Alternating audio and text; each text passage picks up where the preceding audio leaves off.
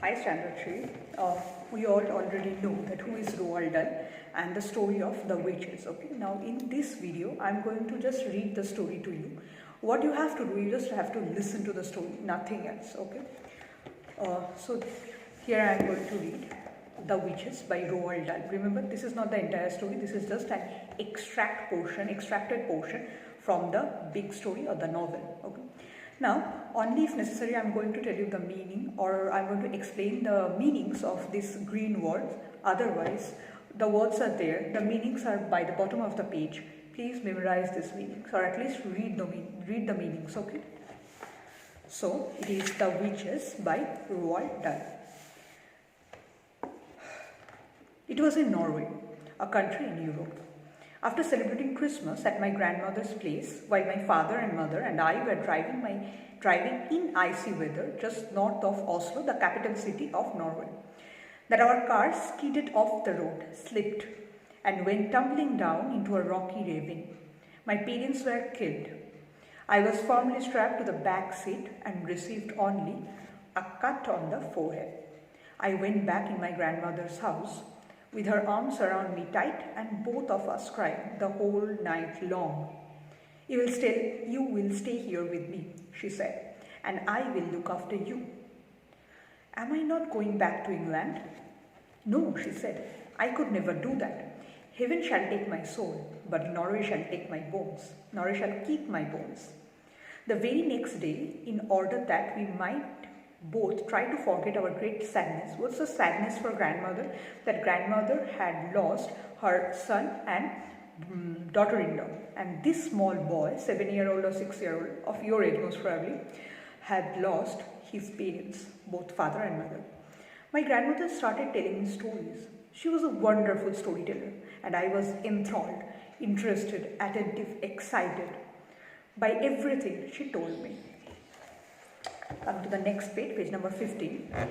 But I did not become excited really until she got on to the subject of witches. She was apparently a great expert on these creatures. Everything she was telling me about witches had actually happened, and I had better believe it. What was worse, what was far, far worse, was that witches were still with us. Now, I do not believe that. It is personally on you whether you will believe it or not believe it. But don't get afraid, okay? They were all around us, and I had better believe it that too. You must listen to me, my grandmother said. You must remember everything I tell you. After all you can do is cross your heart and pray to God, pray to heaven, and hope for the best. Cross your heart, pray to heaven, and hope for the best.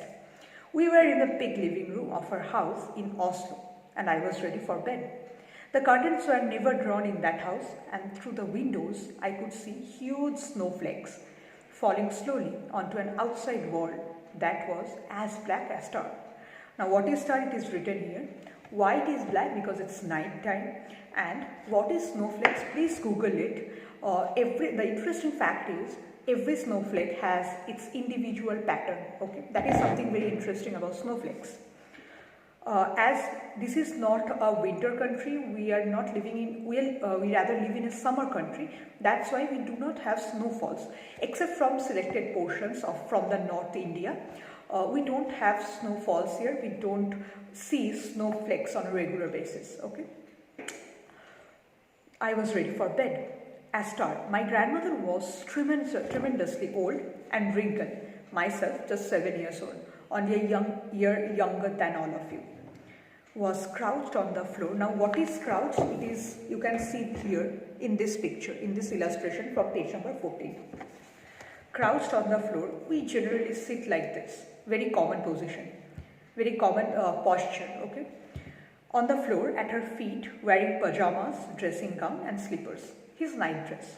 Listen, she said, I have known no less than 5 children, who have simply vanished off the face of this earth, never to be seen again. The witches took them. I still think you are just trying to frighten me, I said. I am trying to make sure you do not go the same way, she said. I love you and I want you to stay with me. Tell me about the children who disappeared, I said.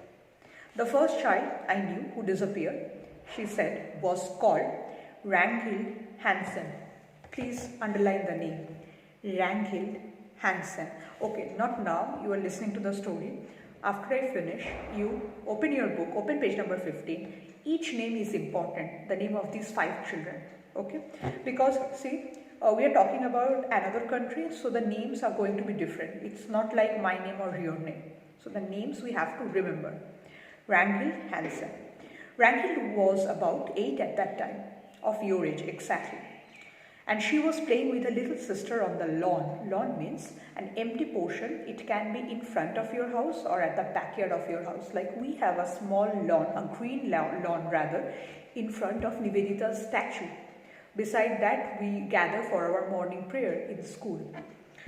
Their mother, who was baking bread in the kitchen, came outside for a breath of air. "Where's Ragnhild?" she asked. "She went away with the tall lady," the little sister said. "What tall lady?" the mother said. "The tall lady in the white gloves," the little sister said.